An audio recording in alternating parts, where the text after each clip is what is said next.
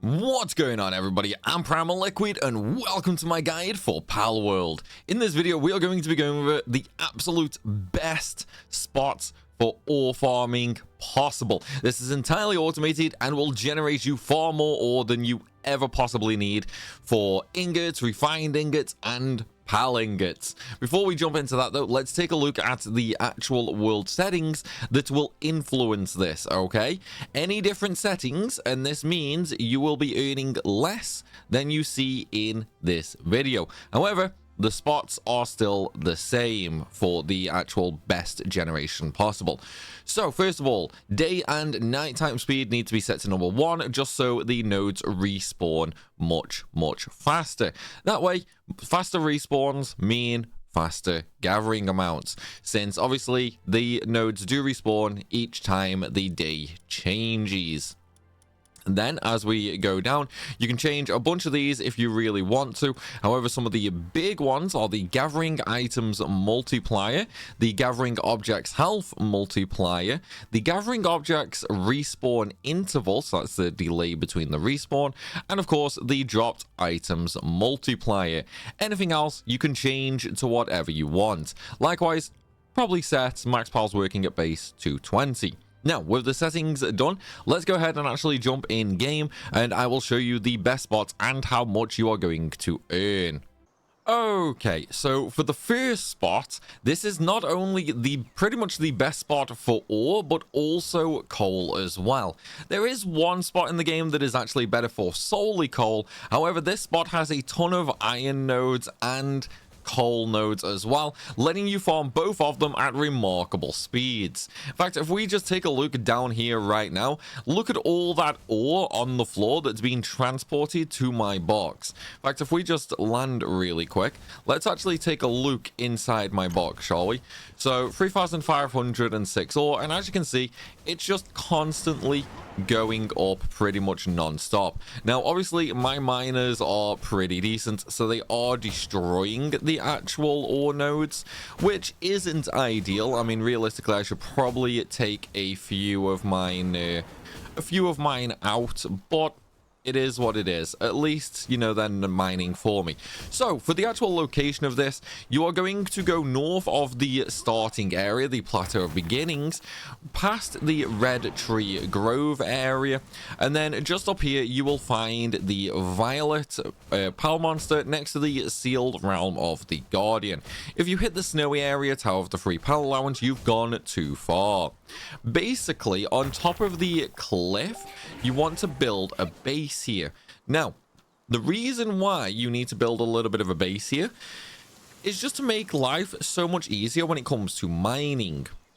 We have a few little plantations right there and one feed box. This is just to ensure the pals never starve. We have a electric charging tower right there, and then we just have a few of the things to make gathering much better. Likewise, on the base, I also have 3 electric furnaces, and the reason for this is this way I can generate pal metal ingots, I can generate refined ingots, and I can generate normal ingots all at the same time. Obviously, they're not really doing it right now. That's just because they're still actually mining and gathering. Once these nodes get destroyed, though, they will eventually move on over to them. So if we take a look at that now, see, still going up. It's just, it's hands down the best spot. Now let's take a look at the pals in this box, shall we? So obviously my pals here are all maximum rank. I've not increased their work speed just yet via the statue. That is going to be something I do eventually get around to, but it's not a total priority for me at the minute. Well, I haven't actually maxed out that Atelier's rank, but let's talk about them. So first of all, Anubis. That is pretty good for mining, but its main purpose is just going to be actually carrying the materials. We have Jormuntide Ignis. The entire purpose of this one is pretty much just for the electric furnaces. Same with Suzaku. Now, try and prefer the flying type monster, the flying type pals as well, just so there's less chance of them actually getting stuck on anything. We have Jormuntide for watering my harvest. Again, water only, just so he doesn't actually do anything else. Same with Suzaku Aqua. I mean, I probably could actually change Suzaku. I only really need one watering pal, but it is what it is. We have a few Blazimuts. These are for mining. If you look at that rank 5 mining ability, it is insane. Now, obviously, when you first get Blazimut, it's only going to be rank 4 mining. You do actually gain extra actual abilities once you actually rank them up. So as you can see, this Atelier right here has a rank 4 planting. This one at rank 0 only has a 3 for planting. So rank them up and you will get better numbers as well. But again, these are basically just for mining, and then they'll move on to kindling when needed. So we have a Relaxosaurus Lux. That's just for electricity generation for my furnaces. And then we have some Ragnarhawks for generation of kindling and for transportation of the materials. The Patalias are just here for the actual gardening to ensure that the food box is always full, even though I have stuck a couple of burgers and chowders in there as well. So now with that done, okay, they're still not kindling, man, such lazy pals. But now that we've took a look at this base, a few things to note. Okay, first of all, I do suggest having a small wall next to your treasure chest. The reason being for this is when you actually take these ingots out, you are going to be incredibly weighed down. In fact, if I just take that out now, as you can see, I have 3,600 weight out of 2,000. The reason you want that wall is just so you can actually use the grappling gun to get to the treasure chest that little bit easier, and then you can just dump your ingots in there as required. And then you can move around normally again. So we've looked at this spot now, so let's go ahead and take a look at the next spot for ore. And this one, okay, is actually pretty close on the map to this base. It's actually going to be just over here near the lava section, just here near the sealed realm of the Swift, and I believe that's, yeah, Vidash. So why are we choosing this particular base?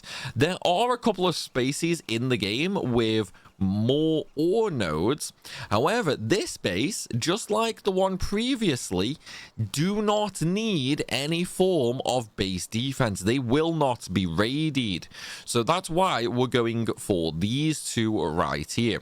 Now, there is no coal at this one. You do have a stone which can generate some stones and palladium fragments, and then you'll have about 5 ore nodes here as well. Obviously, these are already mined out because once again, my miners are really freaking good.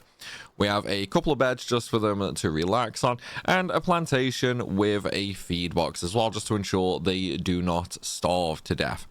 And of course, we do have a box right next to the actual ore nodes as well, just for them to easily transport the materials over to. Now, this one is a little bit lower. I did empty this one out not too long ago, but as you can see, we still have 1,800 ore. Now, with these two bases running in sync, I'm actually able to permanently generate ingots without stopping. The only limiting factor right now is the actual ingot generation speed itself.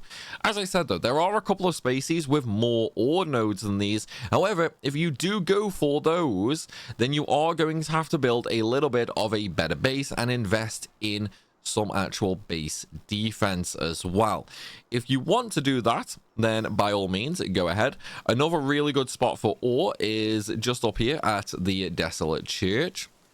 If you want some coal, if you want to make a coal base, then over here in the desert is definitely the best spot. That has about 8 coal nodes or something like that, but it's only coal, so I don't really recommend building a base there. Coal is important, but it's nowhere near as valuable as ore. Likewise, if you want some pure quartz, then over here just below the King Packer crest is the best spot for crystal. Then, if you want sulfur, just head on over to the actual Tower of the Brothers, where the Eternal Pirate Tower entrance, there's about 4 or 5 sulfur nodes there for you to grab as well. But as I said, guys, the best purpose of these two bases right here is the ore generation, which is of course one of the most important things in the game, and neither of the bases can be raided, so you don't actually need to make any defense. One of the things I will note though is this base here, the best one, the middle of the mountain is a little uneven. So what you are going to need to do is build a little platform, okay? And that's why I suggest you put your main pal base and your treasure chest as well right in the center, just so that once the mining is done, it's super quick for the pals to actually get over there. Again, you don't need this many beds either. The main reason I've put these beds down is just to get rid of the trees, because before I got my blazamots and stuff like that, I was also having some loggers here, and they were just targeting the trees, and my carriers were just taking the lumber, which is not ideal. So one of the things I've done is I've placed the beds over the tree spawns. So do be very careful that you do not block any of the ore nodes, okay? Do not build anything over where the ore nodes actually spawn. And of course, make sure you have enough food for your pets as well.